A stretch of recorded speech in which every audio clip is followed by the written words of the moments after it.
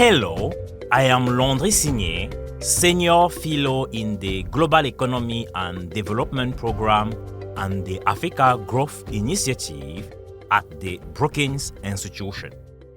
Welcome to the Foresight Africa podcast, where I engage with distinguished leaders in policy, business, academia, and civil society to share their unique insights and innovative solutions to Africa's challenges, while highlighting opportunities to advance engagement between Africa, the US, and the global community.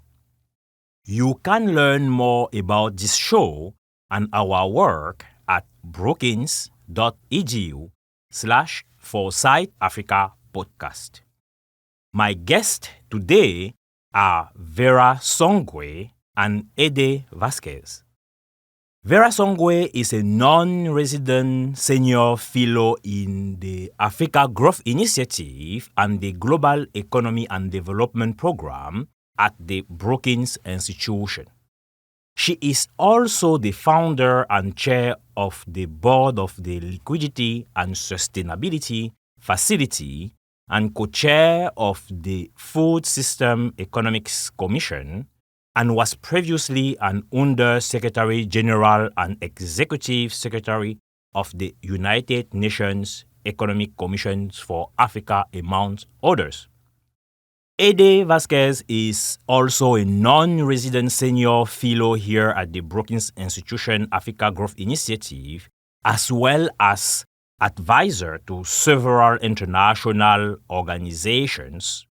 He worked at the World Bank for more than 2 decades and were there responsible for the mining portfolio of Latin America and the Caribbean, as well as China, and for implementing social safeguards policies globally, including in mining operations.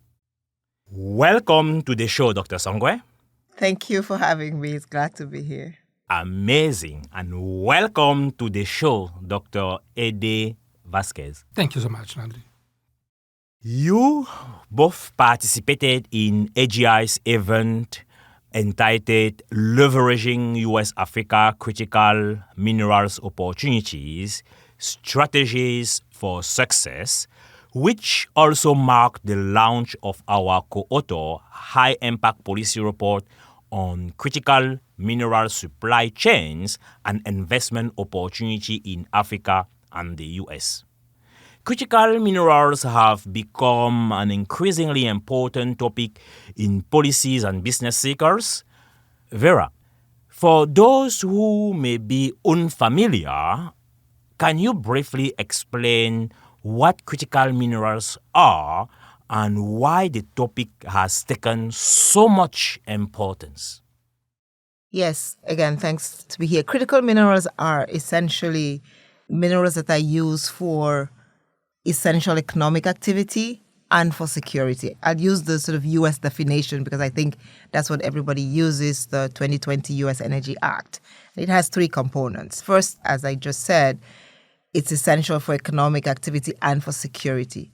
Secondly, they are vulnerable minerals that can expose countries to vulnerability, which essentially means that their availability is an important criteria back up for security and economic development and growth. And finally, they are essential for building supply chains and making sure that economies are stable.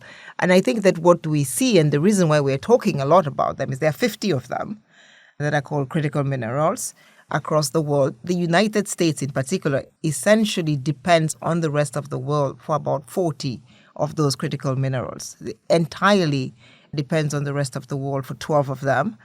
And for the other 28, imports at least more than 50%. And so these minerals are essential for everything that you do, everything that you touch. They're essential for your phone, for your car.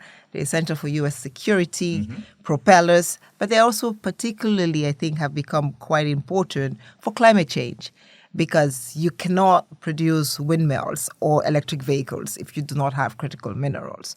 And so even as we strive to change the living planet, critical minerals are a fundamental anchor for that transition into where we would like to go. But they are also worth $500 billion by 2040. So Oh, wow. huge generator of income. We've seen in the last few months, Elon Musk, the richest man in the world, his business is electric vehicles. Electric vehicles are essentially made out of critical minerals, right? And so that is one of the reasons why we want to talk and why they are important and what they are. For people that are listening, maybe to be more precise, and some of them I had to go look up as we were writing the paper, is yttrite, the critical mineral. In Africa, we are not familiar with that, but we are familiar with platinum, of course, manganese, which comes from Gabon, but platinum from South Africa, zirconium from South Africa, aluminium, of course, that also is part of the critical minerals family, tantalum, that's part of the critical minerals family. And who can talk about critical minerals without talking about cobalt? Of course. and sort of the African giant of the critical minerals family. So there's a long list, lithium, bauxite, that are all critical minerals. And essentially 35 African countries have at least one critical mineral. Again, why this is an important conversation for us. Fantastic. Thank you so much, Vera. I really like the comprehensive approach in providing specific insights on critical minerals and why they are so important for the world and also for Africa. Let's turn now to our policy reports, which draws on cutting-edge research and expert insights. There has been much discussion and analysis on this very topic, both in Washington, D.C. and beyond. Eddie, for those who follow developments in critical minerals, what fresh insights or distinctive findings does the report bring to the conversation, and what should policymakers, investors, and stakeholders take away from it? Thank you, Landry, and we will talk in more detail about many of these points, but let me highlight 3 to begin with. First, when we were writing this policy report, one important change that had happened was in the U.S., the new Trump administration. So it's a new approach to international trade, to international relations, international investments.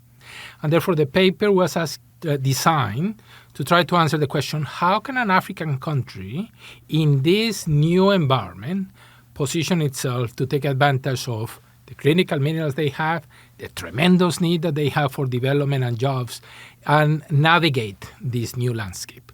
Second, we took a perspective that is not only about mining, because a lot of the research happened, okay, how do you open the mine? How do you move quickly? How do you get permits? How do you do that? But turns out that in order to really leverage that tremendous opportunity that critical minerals offer to Africa, it is important to think of not only the mine and the few square miles that it takes, but actually how do you actually provide reliable energy to the mine? Because mining operations suck energy like nothing. It's one of the most energy-intensive industries.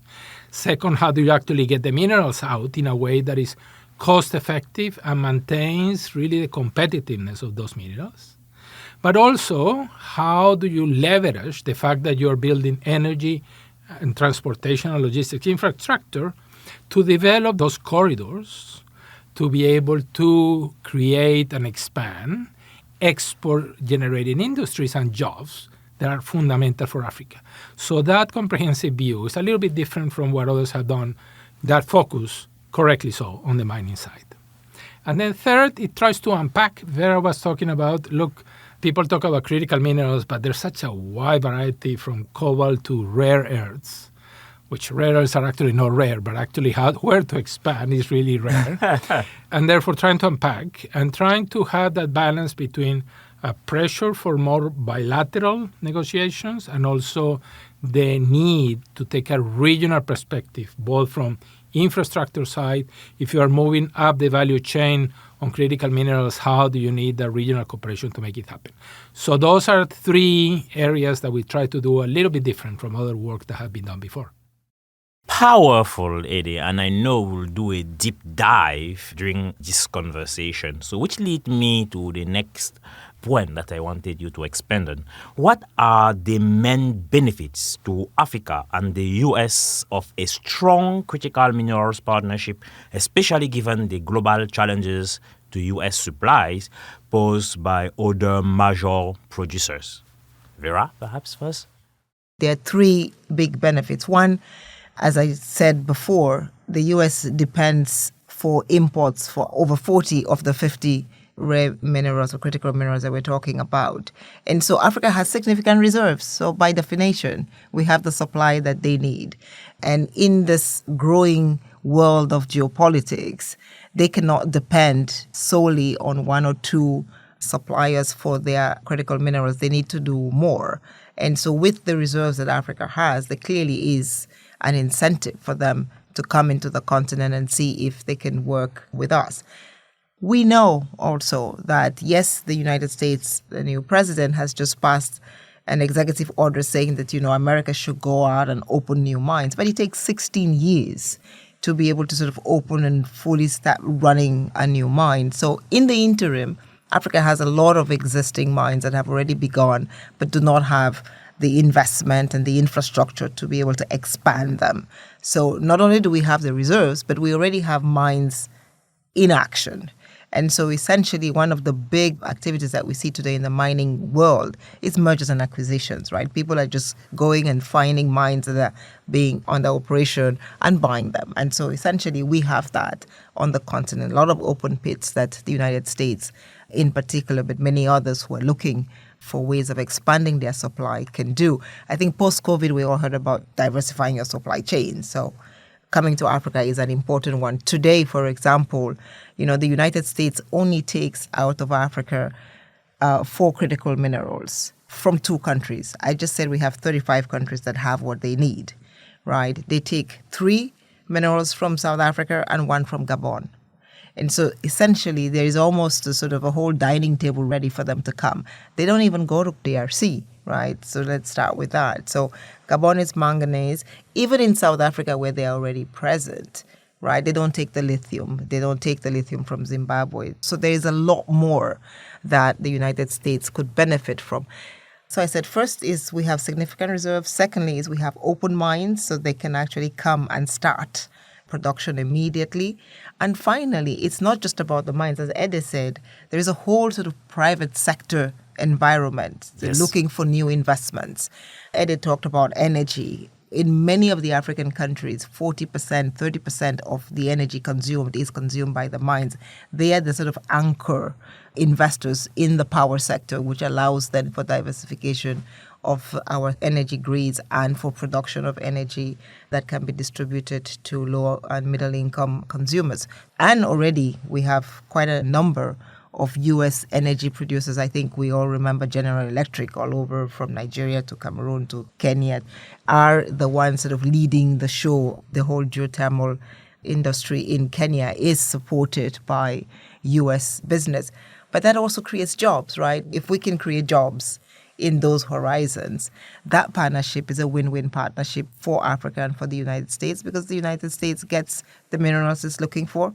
Africa creates the jobs that it needs. And so we essentially are not only lifting Africa's growth, but we're lifting and creating business and jobs for the United States. Fabulous. A win-win partnership where the U.S. can leverage the massive investment opportunities while contributing to Africa's economic development, including through job creation. Eddie, what is your take on this? Let me add a couple of points to what Vera explained really well. First, what we see in many mining operations and the additional infrastructure is that eventually the cities that are around create special economic zones, there's more development and all that process. But it takes 20 to 30 years, which is a generation lost of opportunities. And therefore, part of what we argue in the paper is to say, look, think of this. There's a unique opportunity to not only look at the mining and the infrastructure and the jobs that are created for a few years, but actually develop all of that additional opportunities by leveraging the fact that you are solving one of the important challenges for Africa, which is energy and infrastructure and transport. Second, for the U.S., what we also see is that in addition to the mines that are open, Africa has an opportunity to really open mines, we believe, faster, and we have a few recommendations, than in other countries. What you see in the media of the opportunities that the U.S. is looking at has a lot of complicated regulatory framework, has vested interests that make things a lot more slower. And therefore, Africa, given the political commitment that it has and the push that the African Union has had and the leaders of Africa have to really unblock many of these things, to be far more efficient, to move from the 16 years, we believe that in 8 years you should be able in Africa to start having operations. So there's win-wins in many dimensions, as we say. I really love this, Eddie. You're highlighting the agility on the continent, which allow probably to outperform other regions in terms of the operationalization of mines, which is also related to what you mentioned, Vera, the already existing investment, which could also be leveraged. Eddie, we stay with you. Guided by the Africa Growth Initiative's goals to encourage policy dialogue and advance evidence-based practical solutions, what 2 to 3 key recommendations will you put forward to U.S. policymakers? Briefly, because there's a lot more details in the report, and we really encourage the audience to take a look at the report. There's really interesting ideas that might be explored and that we look forward to continuing the dialogue around them. Absolutely. But first, given the point that we're making, that actually there are more business opportunities than just in the mine, then a coordinated interagency approach is really needed. So it's just not the mining, the U.S. Geological Survey that needs to focus on that, or a few things, but actually on energy, on infrastructure, the investment opportunities are really great. So don't be too narrow. Don't look only on mining. Second, we see many initiatives in the past in the U.S. that has been very dominated by the public sector, by the government, by diplomacy and the like, and we believe that this is only going to work if you have the private sector at the center. Because they're the ones who know what are the governance issues, all of the bottlenecks, what is it that needs to be helped resolve by the mineral diplomacy of the U.S., but at the same time, what are those specific areas of financial support that they need? Is it guarantees? Is it a little bit of support from the DFC? Is it blended finance that comes into the picture? They will tell you, and therefore the private sector needs to be at the center of this issue. Third, just mining the critical minerals is not enough, because most of the processing is now with China. And therefore you could try to diversify your mineral supplies, but if you don't diversify your processing facilities, then you're stuck in the same battle.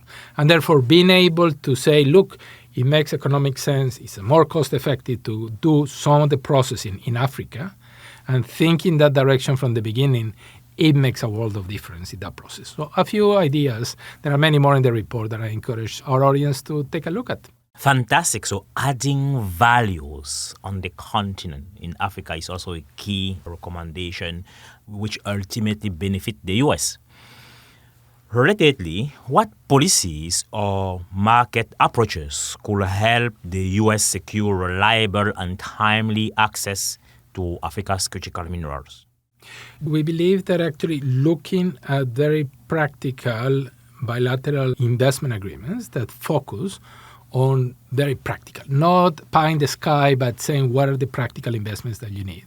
And look from cradle to factory. What does that mean is from the extraction of the mineral, from the processing, pre-processing of the mineral, to the transportation and to the export in that process. That comprehensive view, important. Second, these agreements that are actually looking at ways in which there are multiple U.S. companies that are able to look at this comprehensive, strengthen the reliability in that process. It's not a just one-off on the side, and there are many other actors involved. It is really an opportunity to not only have more business options for the U.S., but it's also to strengthen that relation. And finally, look, in the end, it's also mineral diplomacy. China has been doing mineral diplomacy with Africa for a long, long time, and there are many other new actors that are coming to the table. India, UAE, even the European Union are beginning to do that process. So it's a competitive landscape, not only from the producers, not only from the mining countries, but also from the purchaser in that direction. Fantastic, Eddie. Turning to Vera, what 2 to 3 recommendations will you put forward to African governments that want to create value addition as well as be better positioned in their negotiations with the U.S. for critical minerals? I think 3 things. The first one will be, what exactly can governments do? We know that governments do not have enough resources on the continent, and so we need additional resources. But governments have the will, the power, and the ability to influence policy. And essentially what we want them to do is put in place good policies.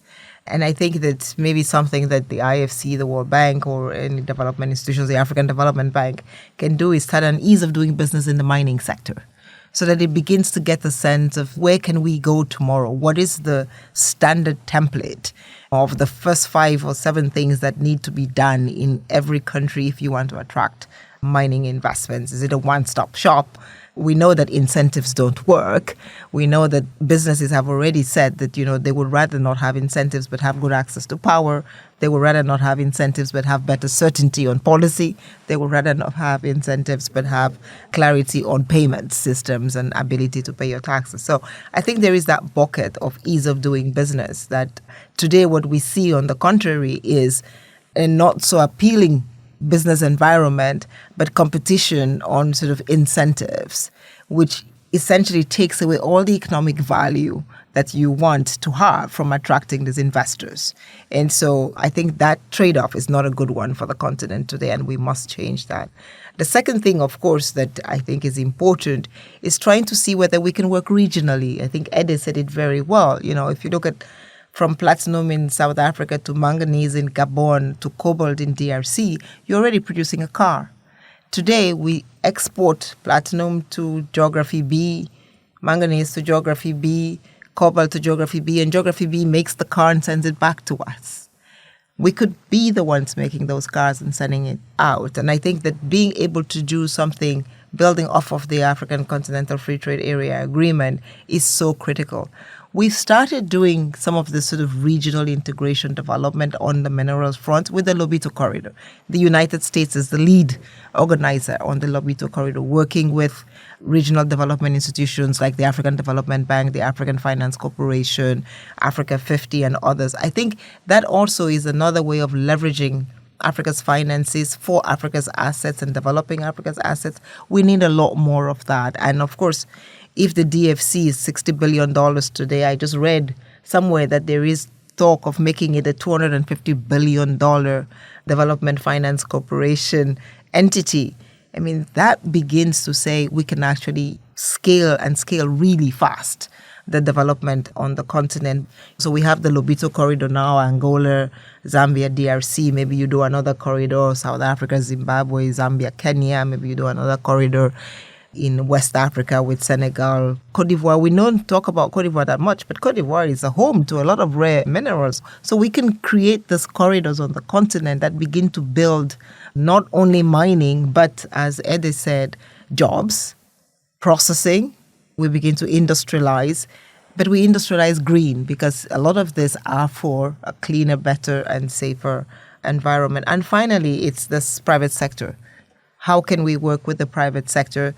There is knowledge in the U.S. private sector. There is technology transfer that is needed to be able to make sure that, today we're talking about CBAMs and Africa is complaining because the CBAM is an anti-competitive policy.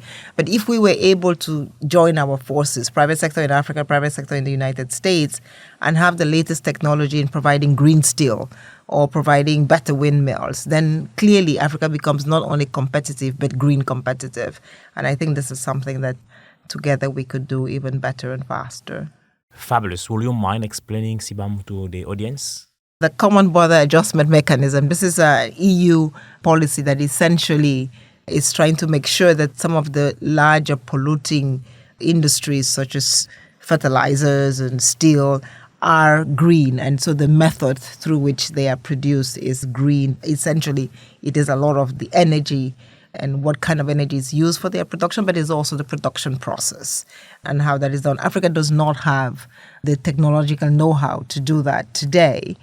And so the argument is, if you're going to do something like the carbon border adjustment mechanism, then share the technology that you have in the United States, Europe, and of course China, so that Africa can adopt that.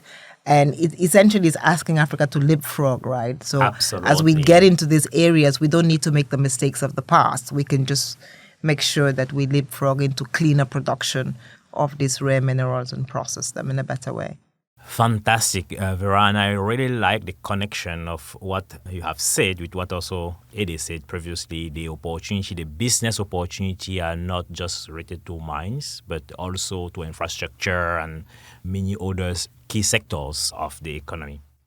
Health, especially, there's a lot of critical minerals that go into the production of health equipment, and essentially today we import all of that, whereas we have the raw material on the continent. So, cancer scanning machines, chemotherapy, and all of that work, and the industry, which we could develop on the continent today if we had the know-how, because we do have the raw ingredients. Fabulous. And relatedly, what can African countries do to leverage regional integration, Vera, and coordination efforts for critical minerals value chains? What specific actions? The good news is Africa has already done a lot. First of all, there is now today an African Union endorsed mineral strategy put together, I think, very, very well by the African Minerals Center out in Guinea. And I think that lays the groundwork for where Africa wants to go. Like with many things, then it becomes the implementation. How can we harmonize the laws? I spoke before about the fact that countries are providing incentives which are competing each other down to the bottom. There's a race to the bottom. Can we take that away? Can we do better at EITI collectively so that there is more transparency across the region in how we manage, how we calculate taxes? We just said that we want a lot of investment to come in, but we as Africans need to also put some resources in. Governments need to improve the roads so that when the businesses come, there is easy access to the mine, there is water at the mine. That requires resources. That means that we need to improve our domestic resource mobilization. We need some kind of fund to help develop these sectors. We need maybe better management of our currencies, more regulatory certainty. Every change in government doesn't need to require a change in contracts, even though sometimes it's important, I hasten to say, to relook at some of those contracts. And I think that increasingly there is more stability in our contracts. There is more transparency in the contracts. We don't need to revise and open many of them. But if needed, it is important maybe to look at them. The other thing that we really need to do, and we don't have resources, goes back to collecting better revenue, is, as Eddie was saying, we really don't have a good sense of what really is the quality and the amount of rare minerals on our continent today, because we haven't done enough exploration. We don't know enough about what exists and what doesn't exist. So there is a little bit more of that can be done as we continue to grow. And in education, we talk about jobs. Yes, we want people to go work in the factories, but we also want people to be able to own those factories. We want people to be able to innovate with them. And that requires a lot more mineral mining schools on the continent. There's a few that are coming up, but the technology is changing so fast that we ourselves need to begin to produce the manpower, the expertise to be able to manage those mines ourselves and work on them in a way that is commensurate with what local communities are looking for, but the jobs that we need to create and the prosperity that is at the end of all of this. Fantastic, Vera. Eddie, from a private sector or business perspective, which African countries and which minerals do you see as possessing the greatest potential for return in the short to medium term?